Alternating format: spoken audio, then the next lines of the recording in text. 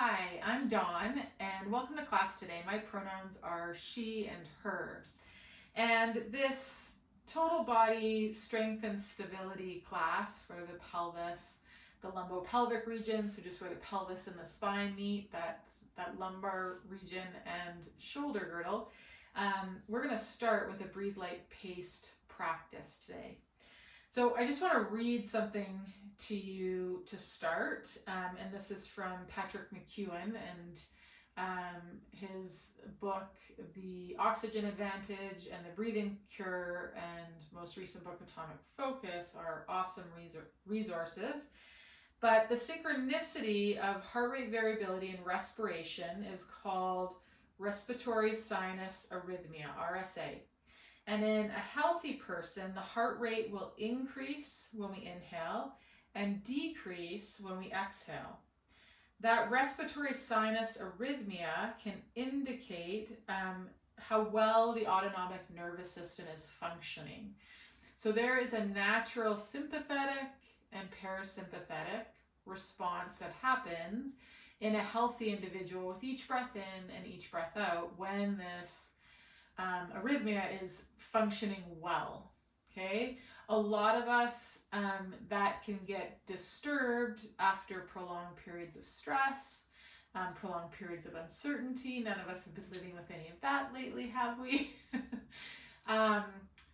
Prolonged periods of just up close focus can also do it. And so this practice is going to help to reestablish that RSA arrhythmia, that rhythm, okay? And so slowing down the respiratory rate is a natural result in an increased tidal volume or depth of breath. And this along with diaphragmatic breathing, where our lower ribs move circumferentially, three-dimensionally, on an inhale, inspiration, and then as we exhale, they come back together and draw in and down, okay? Significantly increases RSA, okay, and helps maintain that parasympathetic sympathetic balance. So, ideal timing of each breath is an inhalation of 4 seconds and an exhalation of 6 seconds. So I'm going to use that timing. If you find that timing is disruptive to you or stresses you out, then you might want to pause me and just move through the practice with a 5-second inhale and a 5-second exhale.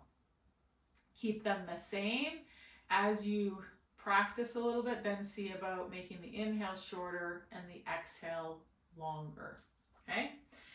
So place your hands on your lower ribs, and then if you want to keep your eyes open, you'll have this visual to kind of track, which can help to slow the breath down as well. And as you breathe in, feel the ribs moving outward. And as you breathe out, feel the ribs moving inward. To pace your breathing, I would like you to breathe in for a count of 4 and breathe out a count of 5, and then pause for 1 second. So in, 2, 3, 4, out, 3, 4, 5, 6. Pause. In, 2, 3, 4. Out, 3, 4, 5, 6. Pause for a second. In, 2, 3, 4. Out, 3, 4, 5, 6. Pause for a second. In, 2, 3, 4. Out, 3, 4, 5, 6. Now please continue breathing in this manner for the next couple of minutes. Breathing in for a count, 2, 3, 4, and out. 3, 4, 5, 6. Pause for a second. As you breathe in, feel your ribs moving outward. And as you breathe out, feel your ribs moving inward.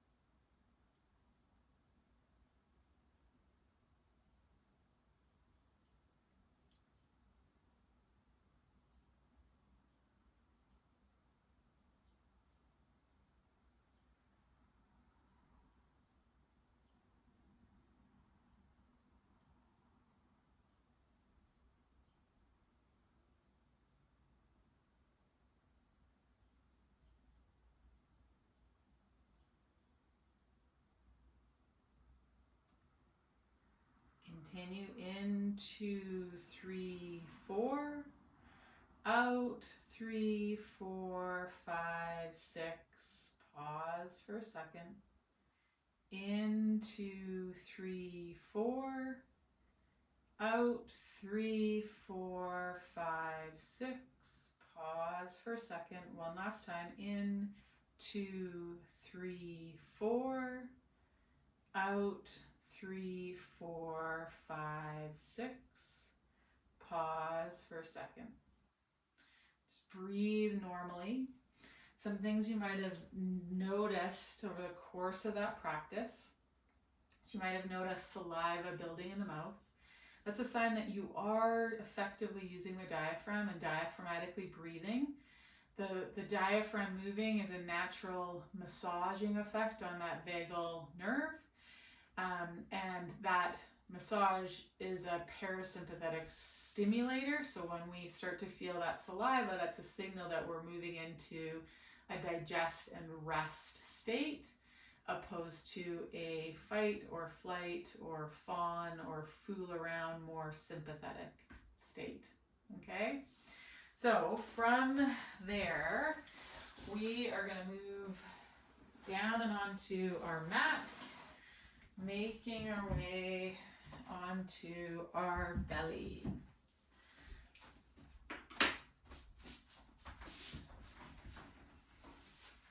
So forehead can just rest on the floor. Hands can be at your like elbows beside your head, hands just to the side and above your head. Legs stretched out long. And we're just going to gently rock the pelvis side to side. It's like as if somebody was there with you and they maybe placed their heel of their hand on the center of your sacrum and they just gently rocked pelvis side to side. It's not a big movement, just a little. And just feel that weight shift.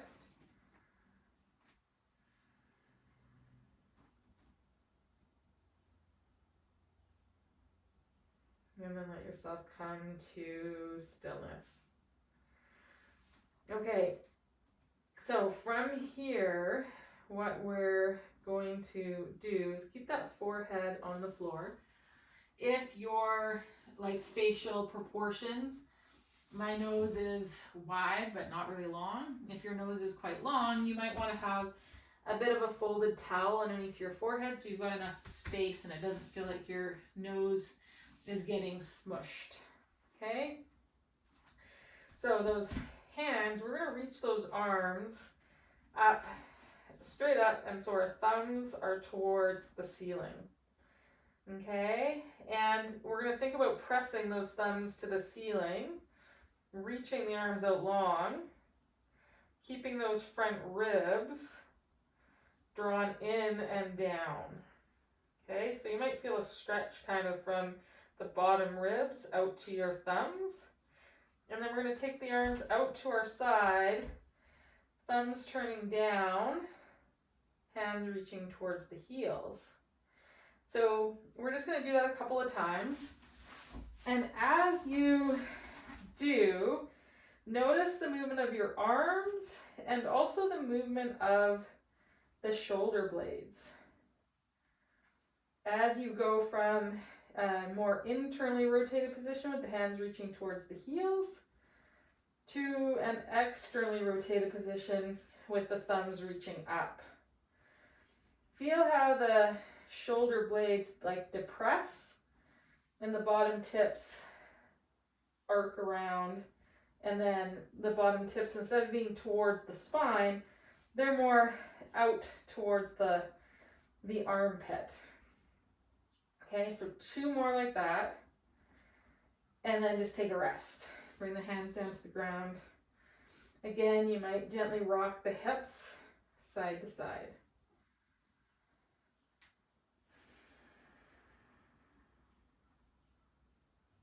Okay, so we're gonna start in that same position, thumbs up, hands reaching out.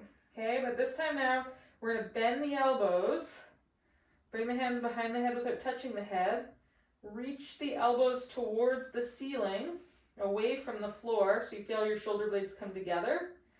Then we're gonna straighten the elbows, turn the thumbs down, thumbs point up again towards the ceiling, but this time we rotated the arms all the way. We're going to bend the elbows so the hands come just behind our low back or our hips, and press the elbows towards the ceiling, squeezing the shoulder blades together. Straighten the elbows, rotate those arms, thumbs up to the ceiling, but now they're in external rotation. Hands behind the head, press the elbows away from the floor, straighten the elbows, turn those arms. Thumbs might go up to the ceiling again, but now we've come all the way internally rotated. Bend those elbows, press those elbows towards the ceiling, straighten those arms, rotating them. Thumbs come up, relax the arms. Take a break there. Okay, so just warming up the stability of those shoulder blades in different positions on our rib cage. Okay, so we're just going to do one part of that movement a couple of different times. So thumbs up, arms in the direction of the head in that wide Y position. Press the thumbs to the ceiling, hands come behind the head without touching the head. Elbows reach away from the floor. Okay, elbows lower. Elbows reach away from the floor. Elbows lower. Elbows reach away from the floor. Last time, elbows lower. Release them to the floor. Relax those arms. Okay, so same thing, but we're going to have the hands down, so the shoulder blades are going to be more retracted and depressed on that rib cage. So we're going to reach down, thumbs towards the floor, hands come behind the back, elbows reach to the ceiling. Relax the elbows. Elbows reach to the ceiling. Relax the elbows. Elbows reach to the ceiling, squeeze those shoulder blades together, squeeze them down towards the hip pocket. Elbows to the floor one last time. Shoulder blades move towards one another, bottom tips kind of squeezing the spine, reaching towards the bottom hip pockets. Release, and release those hands to the floor. So you can leave those arms reaching back, just rocking those hips one more time, side to side. Okay, we're going to make our way on to our back.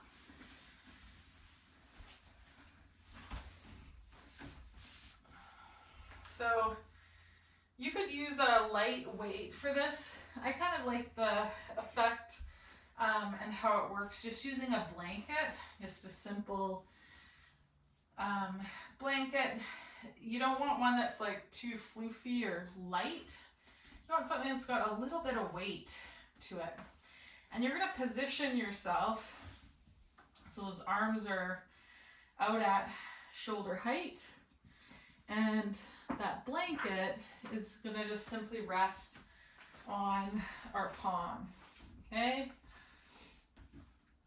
And what we're gonna start with is keeping the elbow on the floor and just lifting that forearm, palm to the ceiling, and back down again.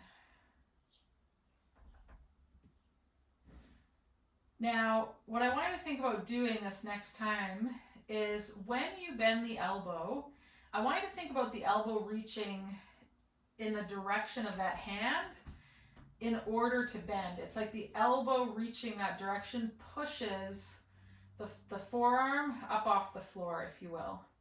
So have this visual of thinking of reaching that elbow, and that's what bends the elbow.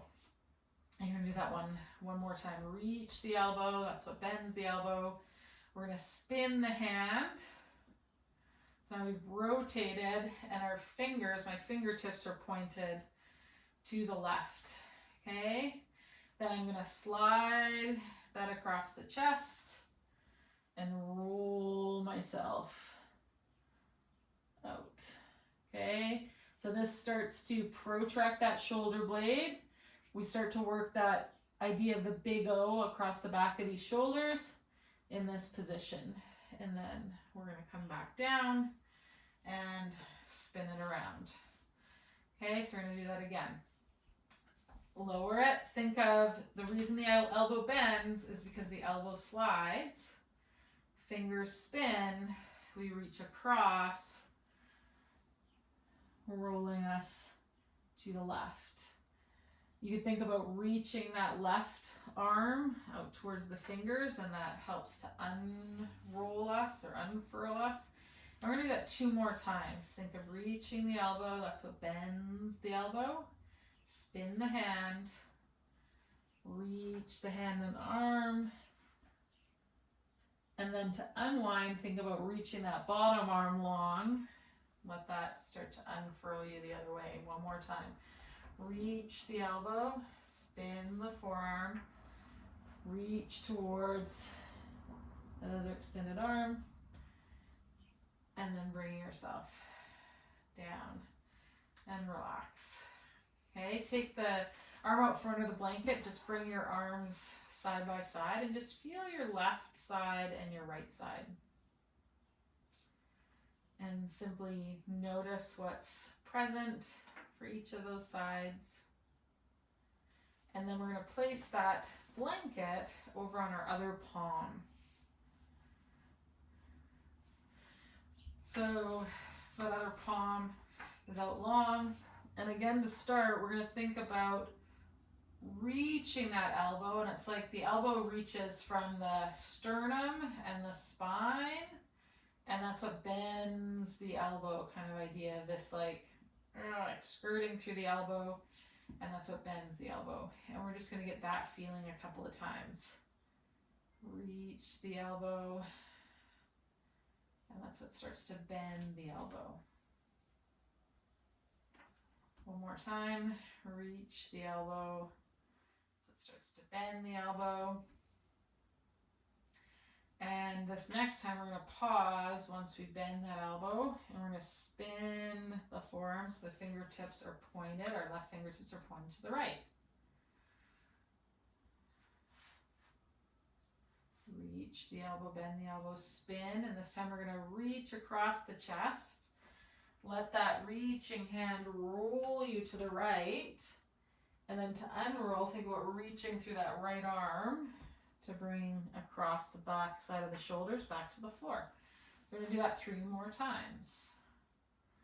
Spin, reach,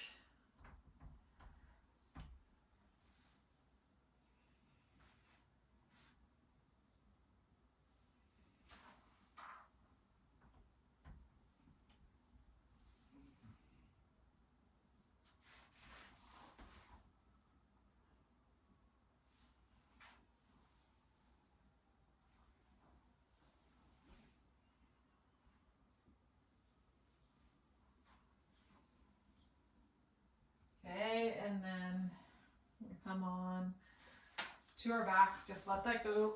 Lay on your back and just take a second and feel your left and your right sides. Okay, and notice that side to side difference. Okay.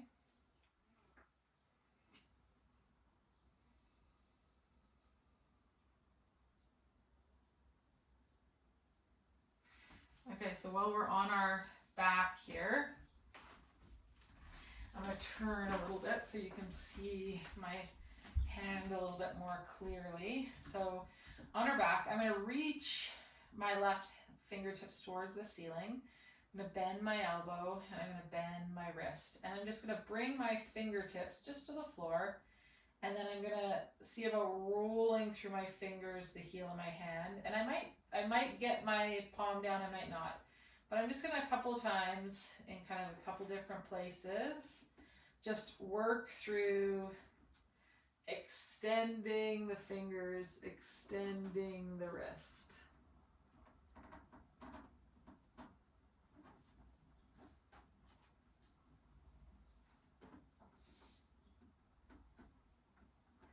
Just start to notice, you know, the tension that happens through the palm, through the forearm, through the upper arm. Okay, kind of notice where the elbow goes. So where the hand is, the angle of the forearm, the angle of the upper arm bone. So find a spot where you can get that whole palm onto the floor, or if this is really challenging, you know, maybe you've broken your wrist, or even a past collarbone break is going to change kind of how that arm organizes, is you could set yourself up close to the side of a couch or a wall, and then come where the arm can be moving into some flexion, okay? Because to get to the floor, we've got to move it into some flexion. So position yourself where it can move into some flexion, and on the wall, you can start to play with rolling through those fingers and reaching the heel of a hand to the wall, okay? And then you'll slowly make your way to the floor. But there could be a lot of, there might likely be a lot of sensation with this. A lot of us are really tight and stuck through the tissues of our forearms, and we don't feel the connection up to our shoulders. So whether the hands flat on the wall now or flat onto the floor, depending on your range of motion, okay, you want to feel like you can be able to, whichever option you're using, you can feel like you can start to push down and through the palm of that hand, whether it's on the wall or whether it's on the floor, okay? So that it starts to roll you to the right. And then we're going to let ourselves rock back. So we're going to push through the heel of that hand.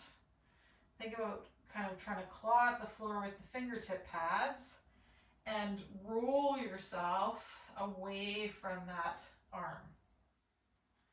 Bring your other hand so you can start to feel what happens with your shoulder blade. Maybe you can get your fingers around the bottom tip of it. And hopefully you're feeling that bottom edge of the shoulder blade kind of move in this direction, upwardly rotate. Okay? The other thing to sort of notice is, when does that upward rotation stop and do you start to extend through the back?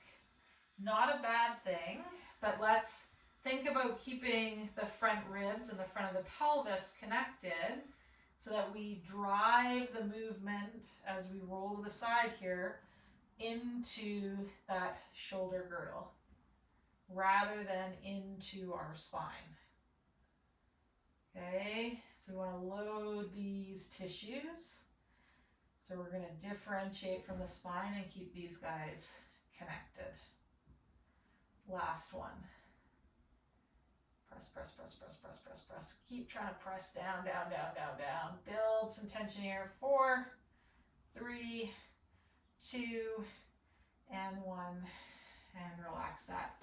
Just take a second, lay on your back. Notice what you notice here.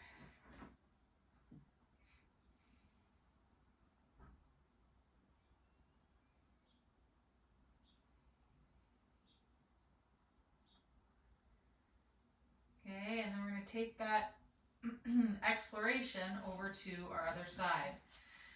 So either on the wall or on the floor, but just starting kind of the fingertip pads and then working towards the heel of the hand. So we have a bit of a bend in the elbow.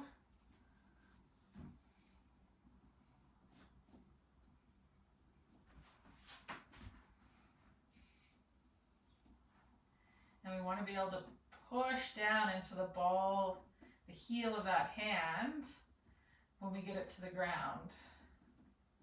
So gauge whether you need to be on the wall or on the floor today.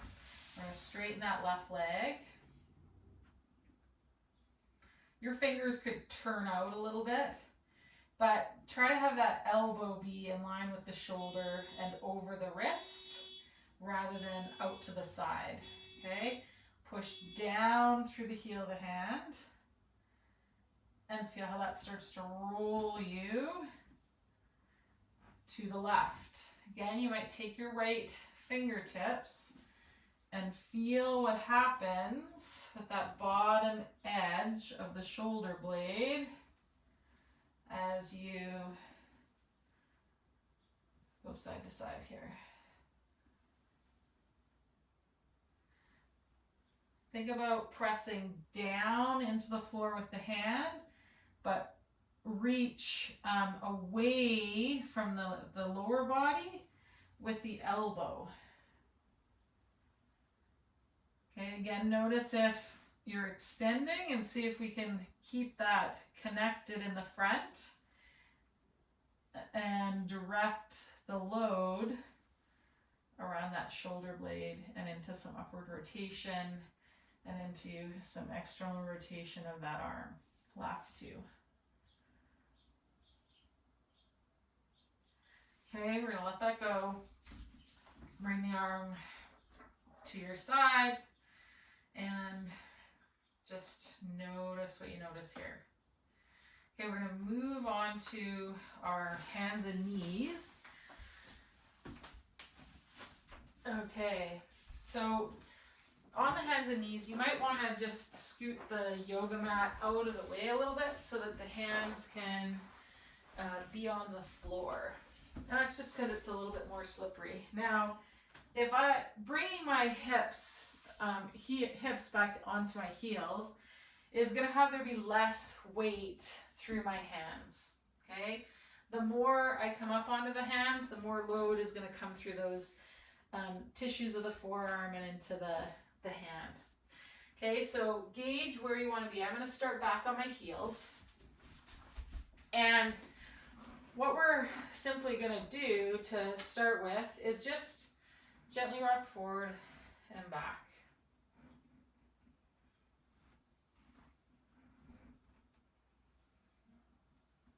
Okay, the next time we rock forward, I want you to pause. And when we rock back, you're going to bring the whole hand with you off the floor. So we crease the front of that front of that wrist. We brought that wrist into some extension, and then we're going to start to just tap the whole hand. Try to keep the elbows straight, reach through the heel of the hand, and we're going to tap, keeping those arms straight. We're slowly going to start to shift the hips forward. That's going to move our shoulders over our hands and eat up that wrist extension, making it very hard and a lot of work. Keep the elbows straight into the tissues of that wrist for 4, 3, 2, and 1. Rock back. Turn those fingers out, and we're just going to rock back and forward a couple of times. Okay. turn those fingers towards you. Again, rock forward and back a couple of times.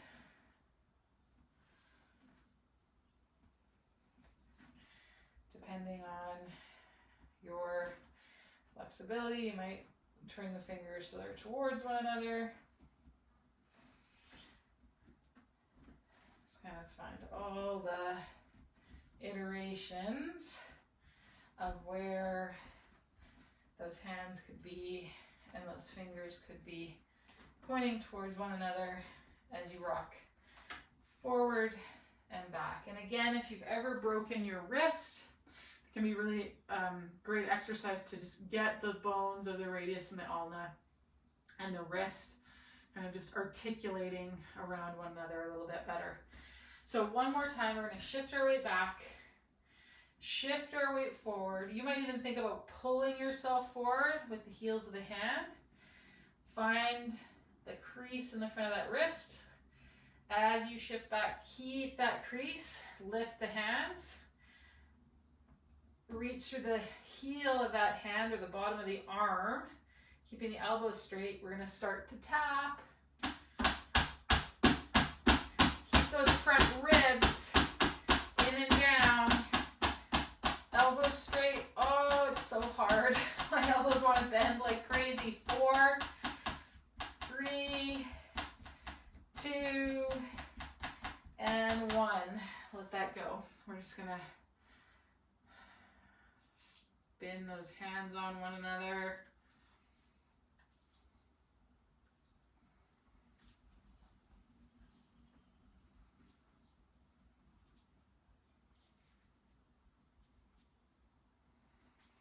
Okay. All right, so we've got our hands, arms into those shoulders all warmed up. So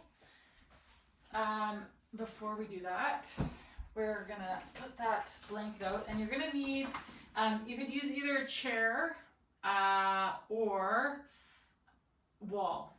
Okay, so if you find that when you lift up into bridge, it's tricky for you to feel the back of the leg and the butt stuff working, I'm going to recommend using a chair or the edge of a couch or something that you can push your heels down into. If you find that you can get good activation up the back of the legs, feel free to use the wall. Okay? Grab a mini band. It's going to come over the feet. So if I was using a chair, I'm going to think about pulling my heels down and pressing them into that chair, okay? Pulling the heels down, pressing into that chair so my hips lift up. On the wall, I'm going to think about the mound of the big toe and the heel pulling down to lift my hips up. And we're just going to lift and lower a few times.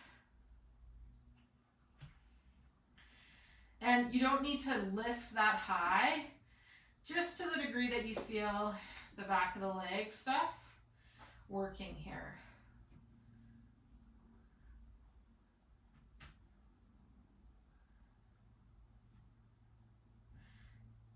Okay, sometimes pulling the toes towards the nose, whether on a chair or on the wall, that can kind of help to feel the back of the leg stuff.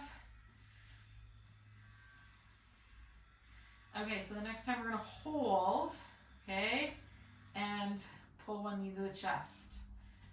Push it down, pull the other knee to the chest. So now we're working back of the leg stuff, simultaneously loading front of the hip stuff. Hip stays level. Hips stay level. Push down into the heel or pull down the wall with that leg that's on the wall. 4, 3, 2, and 1. Good. Lower those hips. Take those feet a little bit wider. And you're just going to take the knees side to side. Let yourself come onto the inside and the outside edge of those feet.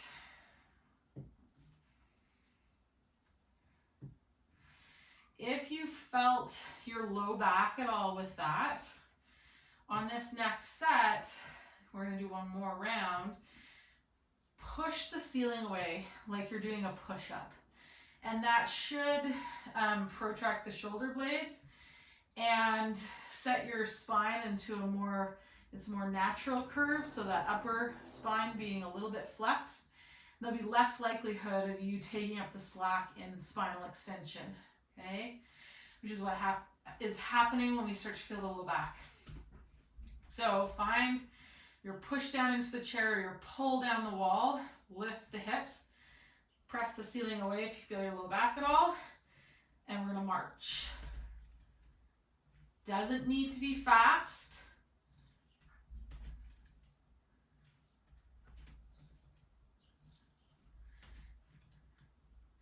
Think about from the front of that hip crease, reaching long out to the knee and up to the shoulder. Pull down with that foot on the wall or the foot that's on the chair. 4, 3, 2, and 1. Good. Lower yourself down. Again, take those feet wide and just roll to the inside and the outside edge, taking those hips side to side.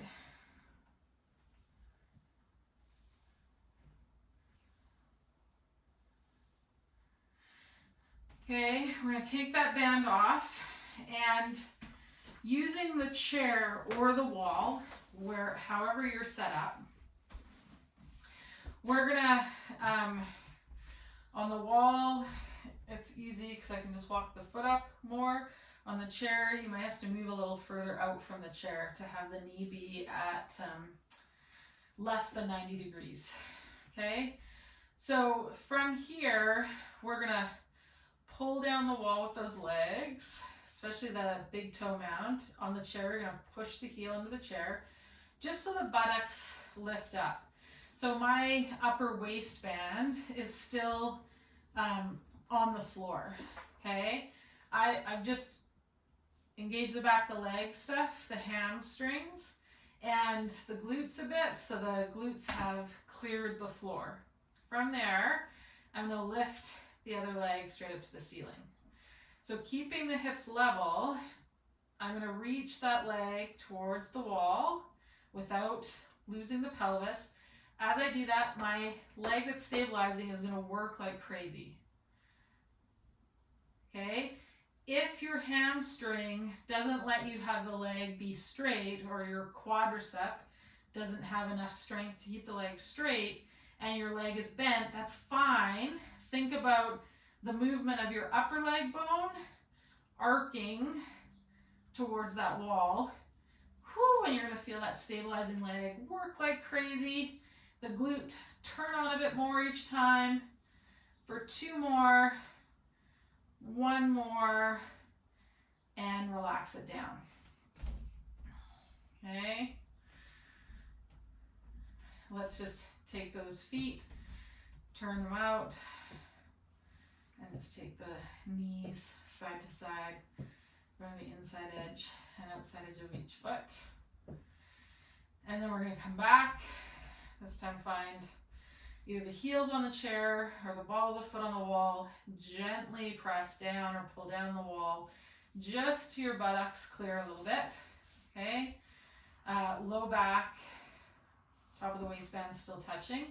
And we're going to keep that other leg on the wall. That leg's going to reach up. It doesn't matter if that knee's straight. Think of this femur arcing towards the wall. The heel may or may not tap, but that the pelvis stays level. Okay, the other week we did some stuff where we had the pelvis elevated on a block. And if you found that that was helpful for you finding this connection at the front of the pelvis, and it also gave you some feedback across the back of the hips, know that you could do that here as well. Okay, 3, 2, pull down the wall. 1, and lower those hips. We're gonna just bring the knees into the chest, squeeze, tap the feet on the floor, squeeze. Okay. So we've gotten some activity in those legs. Turn stuff on. So now we're gonna come back up, and this is where we'll either use a couple of sliders, okay, or a blanket. Or if you're on carpet, then that's maybe we're gonna use a TV tray, or if you've got the sliders, then you can flip them over and use the slidey part. I've also used like plastic picnic plates for sliders, but on hardwood, the blanket usually works pretty good. So we're gonna come up, hand is gonna be on the blanket, and the legs are gonna be in this 90-90 position. So now I wanna walk that hand out a bit and just kind of get curious about this relationship between my hip and my shoulder. And for some, can you see how my pelvis is tipped this way? So like this sit bone is up here and this sit bone is down there. So what it look like is my pelvis right now is in this position. Yeah, so it's on kind of this angle. So if I was to lift this top leg up, I'd come more neutral here with both sitting bones toward and on the same plane towards the wall. We're gonna let that pelvis be tipped here. Okay, we're gonna let that pelvis be tipped. We're gonna take this top side of the pelvis, okay, and rotate it towards the bottom leg. So that arm might need to come to the floor. And then we're gonna take that other arm that's on the blanket, and all we're gonna do is slide it out, like we're going in a bit of an overhead position. Then I've got to pull the heel of that hand and bring myself back. So I'm going to press out, keep that hip rotated forward there, slide out, and I want to draw the heel of the hand back towards the hips. I might kind of venture on a couple of different angles here. So this is working shoulder stability. Notice the space between the top of my shoulder and my ear. It's not closing. That is so hard for me. Okay, so play with some different angles and vectors. This is core, this is shoulder, hips, hip stability. I could keep that hand on the top of my shoulder, bring it to the floor.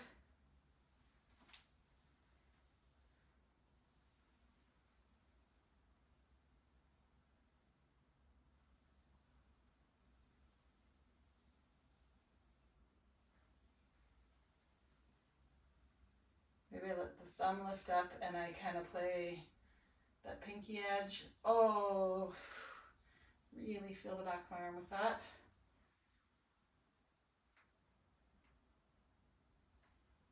Okay, and then we're gonna let that go on that side. Come onto your back though before we go to the other side, just so we can do a bit of a check-in. Oh yeah, wee more of me on this side is on the floor. Actually, let's take the hands up to the ceiling. fingers to the ceiling, and just take the arms overhead, and I can say just the clarity with which the shoulder blade and arm, know where they are in space and move is very different from that other side. Okay, so sitting up with that blanket or that slider on this other side. And of course, like the more slippery your slider is, the easier it's going to be to pull the arm back in, but the more you're going to have to work when you're sliding out, because you're going to have to decelerate that. The flip is, the less slippery something is, the harder you're going to have to work to get, the easier it's going to be to go out because it's decelerating for you, but the more you're going to have to work against that resistance to bring it back in. Okay, so there's always a trade-off. Okay, so that hand, I'm going to do the same kind of fold on the blanket as I did last time. And that top leg, we're going to take the top hip and rotate a little bit so this bottom leg is relative to when that hip drops back. This bottom leg is in some internal rotation. Okay, that hand can be on the floor and fingers can be pointed away from you or forward, and we're just going to work with sliding that out on this side and back. Oh man, my sides feel so different. Play with kind of the angles and the vectors. Go slow, slow, slow, slow, slow. Notice again that relationship between the top of your shoulder and the ear. We all have different patterns. And so for some of us, like we might need a different angle to kind of get into where we need the work through that shoulder girdle than someone else. So don't think that you have to do the exact same pattern of a reach and pull that I'm doing. And if that bottom leg, like if I let it go, this is like more load for the shoulder. I can think about squeezing that leg down to the ground, and that helps. Okay, so if I let that leg go and I let the pelvis, I let myself start to tip, that's more load through the shoulder as I come up. Maybe having this open hand isn't ideal for you, and maybe a fist is what's going to help connect it better so that you're feeling under and back of the arm stuff and not top of the shoulder stuff.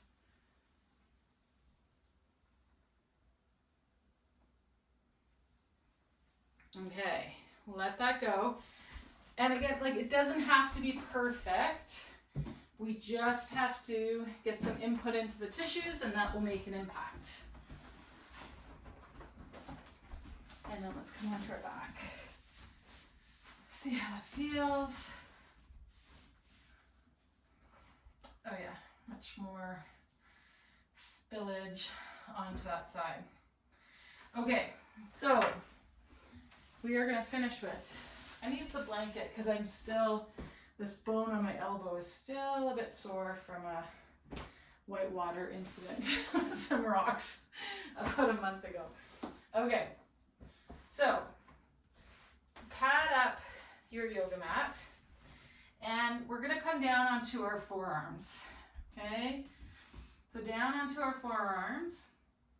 Think about from the spine and from the breastbone, reaching out, wrapping along the front of the arm and the back of the arm, reaching the elbows into the ground. So it's like we have a front arc and a back arc, okay? And press, press, press. Toes are gonna tuck under, okay? Hips are gonna lift. Heels do not need to find the ground. We just wanna shift our hips towards our shoulders, so we get some load through our shoulders. in dolphin here.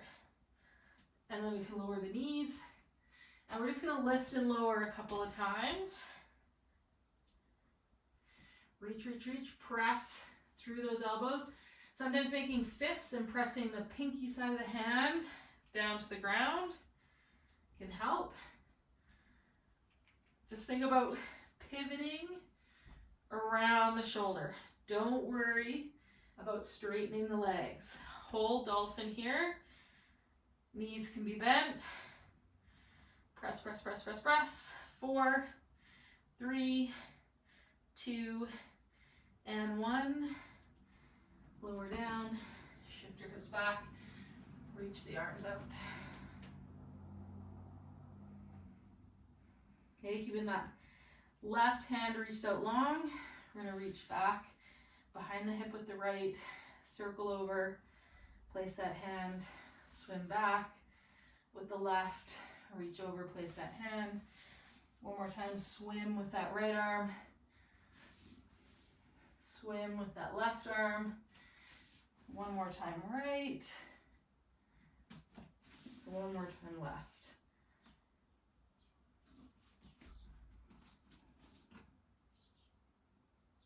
Couple breaths here.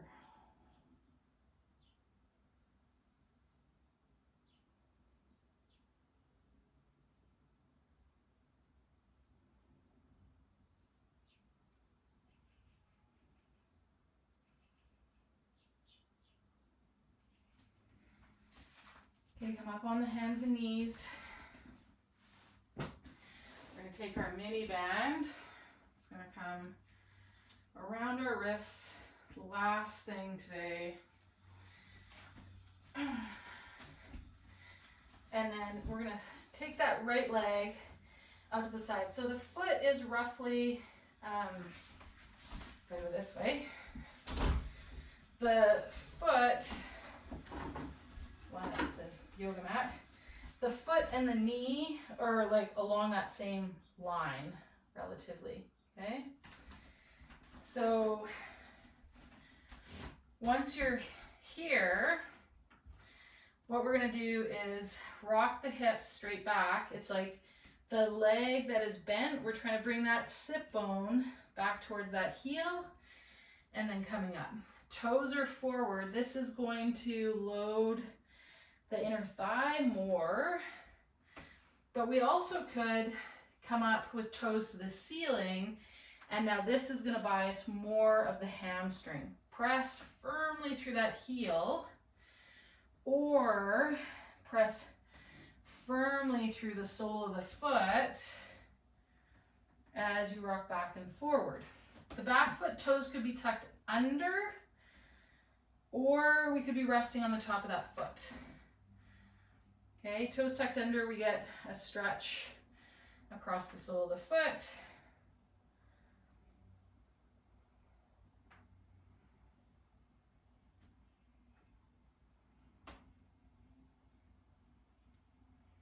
Next time you come forward, I want your eyes to gaze kind of just like a foot, half a foot in front of your fingertips and between your hands. Think about drawing the back of your skull, or if a balloon, helium balloon was attached to it, lifting it towards the ceiling. So there isn't a valley between the shoulder blades. That spine is nice and long. Now, head is going to stay in this position, but we're going to move our eyes. So as we shift back, your eyes are going to look forward or up in the eye socket, and then they're going to orientate back to the horizon on that spot between and a half a foot above your fingertips.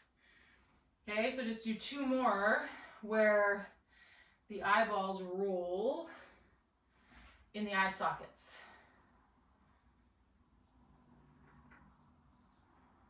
Good. One more.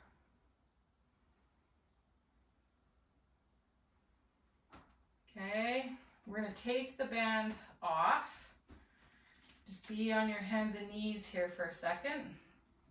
And the right hand, which is our right leg that's out to the side, it's going to come behind our head, and we're going to press our head into that hand, and we're going to rotate to the right.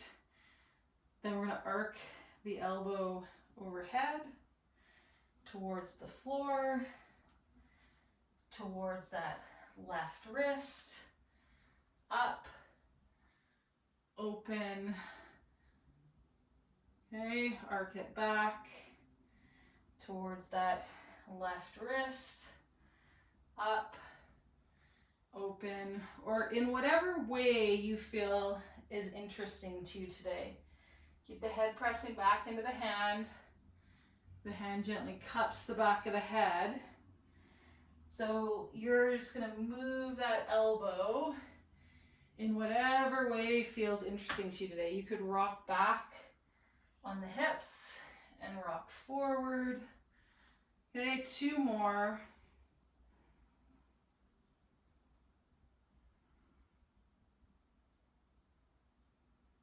Last one. That hand is going to come back to the ground. Hands are going to be a little bit wider than that left knee. And we're going to lift that right foot. Doesn't need to be high. Press firmly through that right hand. 4, 3, 2, and 1. Come back to your hands and knees. This time, band, we're going to place it around the wrists, or you could come above the elbows. Okay. And taking that left leg out long. We're going to rock back and forward.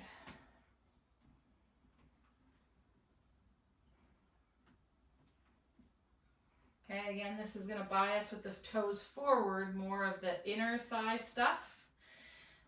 Toes to the ceiling, we can get into the back of the thigh and the hamstring stuff. Toes could be tucked under of that crouching leg, or top of the foot released to the floor. So kind of use whatever combination of those positional cues that are interesting in your body today, that provide some sensation and feedback that you're interested and curious about, rather than judging or criticizing. Okay? Now, the next couple of times we rock back, again, think the long spine, no valley between the shoulder blades. And this time we're going to look, instead of just in front of the fingers and the hands, we're going to take the eyes so they're looking towards the knees to start. And as we rock back, we'll finish in the place where we started last time, with the eyes looking just in front of the fingers and between them. And then we'll look back as the head comes forward like a battering ram towards the knee. So the head is moving and the eyes are moving in the skull. Focusing on our computers and things up close up all the time, we can end up locking the muscles of the eyes to the movement of our head, which I see a lot in my senior clients who have trouble with balance. So they'll go on holidays, pre-COVID, of course, and they'll be somewhere where they're looking around and wanting to see things. And when they take their head back, their whole body wants to go back. They can't just look with their eyes without also taking their head. And so what happens is then they lose their center of balance, their equilibrium. So this eye-head decoupling that we're doing is intentional, and that's why. Okay, so we're going to take the band off. That leg is out long. We're going to bring the left hand behind the head. It could also be on the forehead. I like behind the head because I tend to want to hang my head, so this reminds me to draw the head back. And again, just rotate a couple of times. And then kind of settle into, following that elbow in a way that is interesting to you today.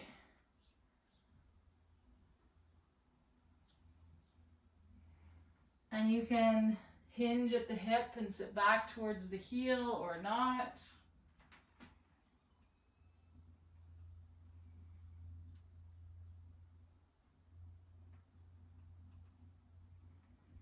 Okay, one more moment here. Just doing whatever feels interesting for you today with that elbow. And then we're going to bring that hand to the floor. And kind of set your hands so they're on either side of that kneeling leg. Press firmly into that left hand. Lift that left leg. 4, 3, 2, and 1. Let it go. Good, rock back, and we're gonna come on to our back. And finish our practice. That was awesome. Okay, so we're gonna finish with a constructive rest today. So taking a block, I like to take a block, and then because my block is cork, I like to put something a little squishier around it. So whether that's a towel or a blanket, you could also just use like a pillow or cushion off the couch, but it's gonna come in between those inner thighs. And then we're gonna toe heel out those feet so that there's this sense of the leg bones internally rotating and the back of the pelvis. So when these leg bones internally rotate, there's a sense of broadening the back of the pelvis, okay? Whereas when the legs are in external rotation, there's this compressive force across the back of the pelvis. So we want to decompress the back of the pelvis today. So we're going to internally rotate those femurs. And place the feet, as close to the pelvis or far away from the pelvis that you feel like you can just relax the muscles of the hips and the legs and be here. And again, it can be interesting sometimes to, I don't want to use that one. I use this one.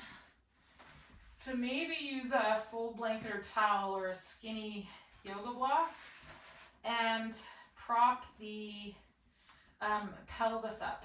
Sometimes in this internal rotation, but you want to place the block and the pelvis on the block in such a way that with this internal rotation, we create more length through the low back and a more of a posteriorly positioned pelvis rather than an anterior positioned pelvis.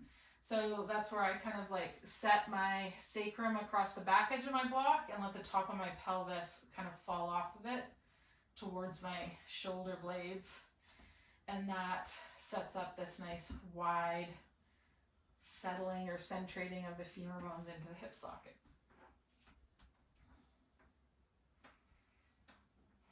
And we're just going to hang out here for a few breaths.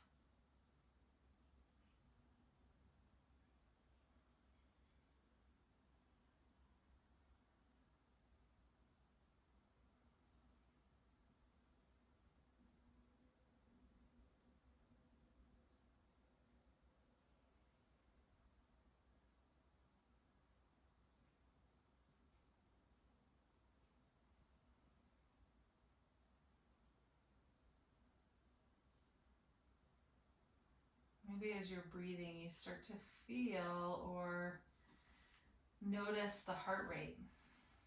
Maybe you sense the heart rate and that slight elevated heart rate as you breathe in. And then you feel the slowing, softening, settling of the heart rate as you breathe out.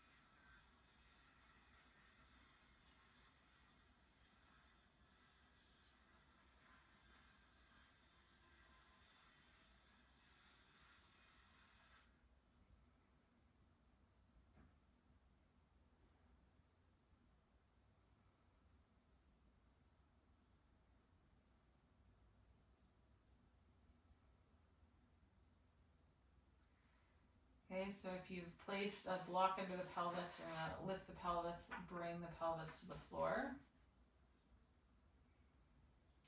Then you're going to toe heel in those feet. They're under the shins.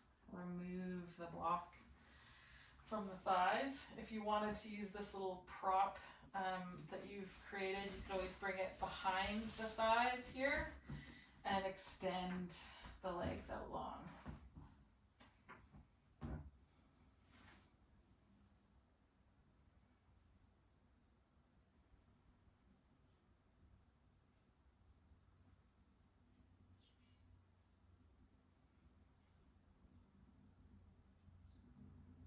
And for Shavasana here, you're just going to let your attention zoom wide out like the aperture of a lens and just let it wander.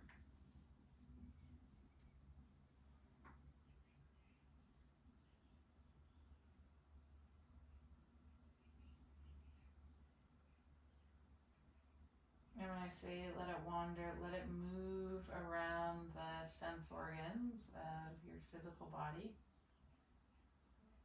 But if it goes out of the body and into story or thinking about past or present, you'll just bring it back to attention of feeling the sense organs, what you can hear, pressure of the body on the floor, air temperature on the skin, what you see through the visual field even with the eyes closed.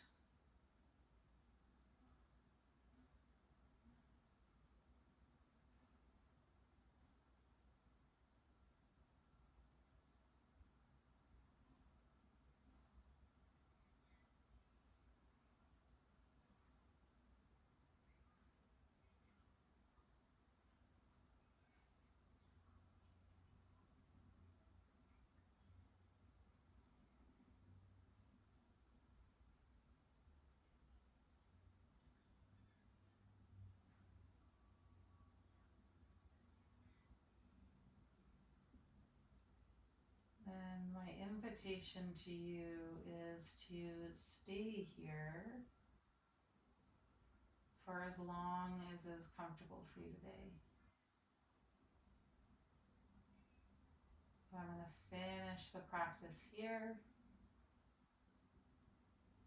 and let you take it from here on out. Om Shanti Shanti.